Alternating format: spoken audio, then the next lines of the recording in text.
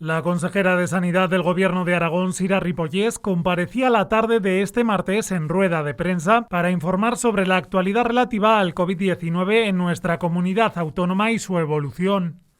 En los últimos 14 días las cifras han estado por encima de los 1.000 casos por semana por 100.000 habitantes y se habla ya de una tercera ola de la pandemia, que podría haber alcanzado su pico en estos últimos días, según apuntaba Ripollés.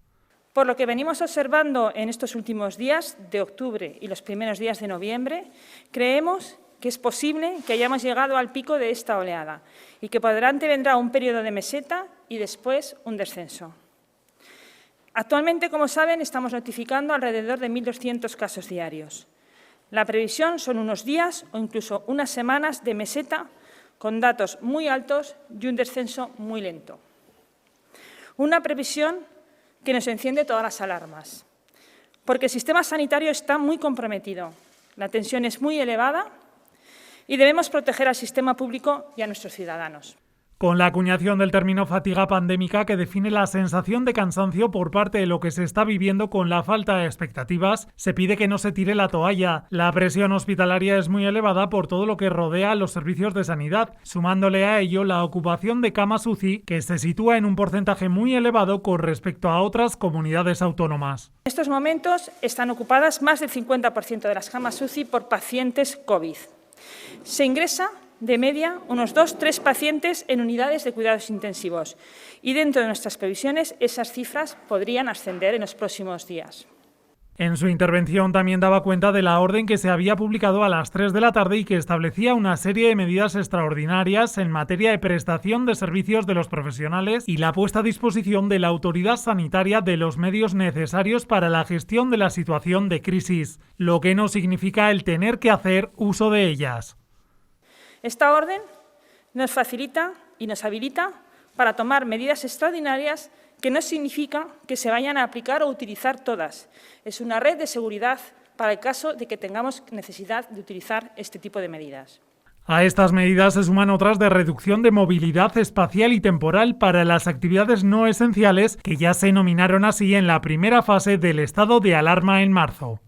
Respecto a las medidas dirigidas a la restricción de movilidad, en cuanto a la reducción de la movilidad espacial, se añade el confinamiento perimetral de las provincias. Es decir, al confinamiento perimetral de las 3 capitales y de la comunidad autónoma se añade el de la provincia.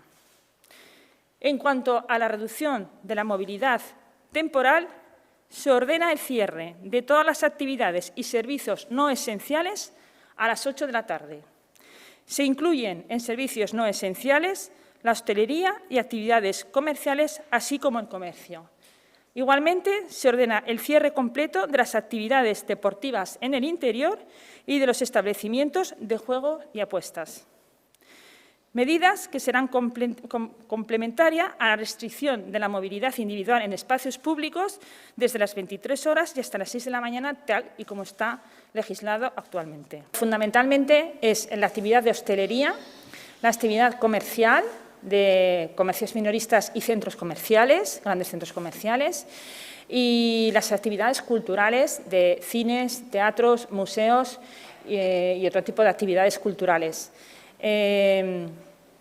Esta restricción de las actividades esenciales a las 20 horas lo que pretende es disminuir, evidentemente, las agrupaciones sociales que se pueden producir a partir de esta hora y permite un horizonte temporal de unas horas hasta las restricciones de la movilidad, que siguen siendo a las 11 de la noche, para que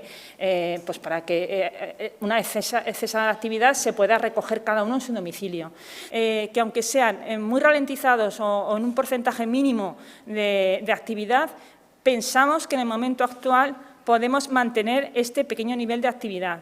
Si en cualquier momento nosotros consideramos que o bien tenemos que restringir todavía más la movilidad con el cierre total de las actividades no esenciales, o bien nos vemos obligados a solicitar un confinamiento domiciliario al Estado, lo haremos. La orden del 3 de noviembre referente a los recursos humanos sanitarios tendrá vigencia siempre que dure el estado de alarma. Por otro lado, la parte de las medidas de movilidad tendrá vigor a partir de su publicación y en cuanto a la duración de estas restricciones, se prevé que estén durante todo el mes de noviembre, aunque podría modificarse según vaya evolucionando la COVID-19. Dada la situación en la que se encuentra la comunidad autónoma y para adelantarse a posibles situaciones e intentar frenar la tercera ola lo antes posible, la consejera de Sanidad del Gobierno de Aragón aconsejaba limitar la relación social al ámbito laboral y a los convivientes.